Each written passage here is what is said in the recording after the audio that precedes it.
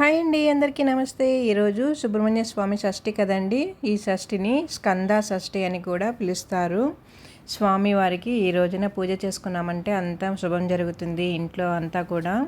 నేనైతే ముందుగా ఇంట్లో అంతా ఇలా పూజ చేసుకున్నానండి. స్వామివారికి పిండి దీపం వెలిగించేసుకొని, అలాగే పిండితో చలివిడి చేసుకొని, కొద్దిగా బియ్యపిండి, నెయ్యి, అలాగే కొద్దిగా తురిమిన బెల్లం వేసుకొని స్వామివారికి ఇలా ప్లేట్లో అయితే పెట్టేశాను. నైవేద్యంగా పెట్టేసుకొని ఇంట్లో దీపారాధన చేసుకొని స్వామివారికి సుబ్రహ్మణ్య స్తోత్రం శ్లోకం అనేది చదివేసుకొని అష్టకాన్ని చదువుకొని గుడికైతే వెళ్ళానండి. ఈరోజు జంట నాగులను పూజ చేసుకున్నామంటే అంతా మంచి జరుగుతుందండి.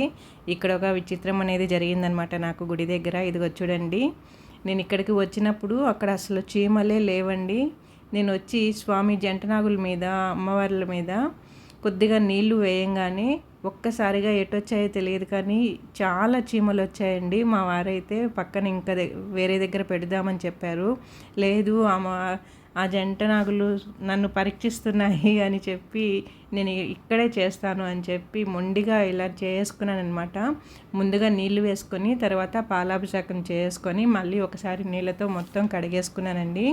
తర్వాత పసుపు రాసాను. ఇప్పుడు చూడండి, అసలు చీమలు అనేటివి ఒక్కటి కూడా కనిపించలేదు. ఎటు వెళ్ళిపోయాయి అనమాట. చూసారా, ఇందాక చూసారంటే చాలా ఉన్నాయి కదండి, నల్ల చీమలు పెద్ద పెద్దవి ఉన్నాయన్నమాట. ఇప్పుడైతే అసలు ఏం లేవు, అన్నీ వెళ్ళిపోయాయి. పసుపు రాయగానే వెళ్ళిపోయాయి అనమాట. అంటే స్వామివారు నన్ను పరీక్షించారని అనుకున్నాను. ఇప్పుడైతే స్వామివారి పరీక్షలో నేను పాస్ అయ్యాను అనుకుంటున్నానండి. స్వామివారి అనుగ్రహం ఎప్పుడు నా మీద ఉందని భావిస్తున్నాను. ఇలా పసుపు రాసి స్వామివారికి కుంకుమతో బొట్లన్నీ పెట్టేసుకొని పూలతో అలంకరించేసుకున్నానండి. ఇదిగో చూడండి, అలాగే అరటి పండ్లు తాంబూలం అనేది స్వామివారికి సమర్పించుకొని కొబ్బరికాయ కొట్టి కొబ్బరికాయ కూడా స్వామికి సమర్పించేసుకున్నాను. అలాగే ధూపహారతి కూడా ఇచ్చేసుకున్నాను అనమాట.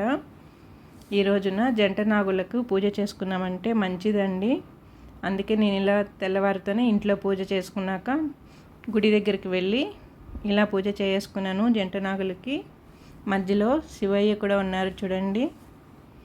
చేసుకొని ఇంటికి వచ్చేసాను. ఇంటికి వచ్చాక చూసారు, పిండి దీపం అనేది ఇంకా దీపం అలా వెలుగుతూ ఉందనమాట. ఇంకా మనసుకి ప్రశాంతంగా అనిపించింది. ఇది చూడండి, నిండుగా వేసి వెళ్ళాను. నెయ్యి దీపం వెలిగించుకున్నామంటే అంతా శుభం జరుగుతుందండి. ఇంట్లో ప్రశాంతత అనేది మనకి దక్కుతుంది. నెగిటివ్ ఎనర్జీ అంతా పోయి పాజిటివ్ ఎనర్జీ అనేది వస్తుంది ఇంట్లో. పూజ అంతా అయిపోయాక ఆ సుబ్రహ్మణ్య స్వామి అష్టకం అనేది చదువుకున్నామంటే ఇంకా మంచి జరుగుతుందండి. అలాగే ఈ రోజున స్వామివారికి ఎర్రటి పూలు సమర్పించుకోవాలి. స్వామివారికి ఎరుపంటే ఇష్టం కాబట్టి. అలాగే దానిమ్మ పండు గింజలు కూడా నైవేద్యంగా పెట్టుకోవచ్చు. ఇంకా పిండి చలివిడి పెట్టుకున్నా నేనైతే. మీకు ఏది వీలైతే అలా చేసుకోవచ్చు అనమాట. ఈ వీడియో కానీ మీకు నచ్చినట్లయితే నా ఛానల్ సబ్స్క్రైబ్ చేసుకొని లైక్ ఇవ్వండి.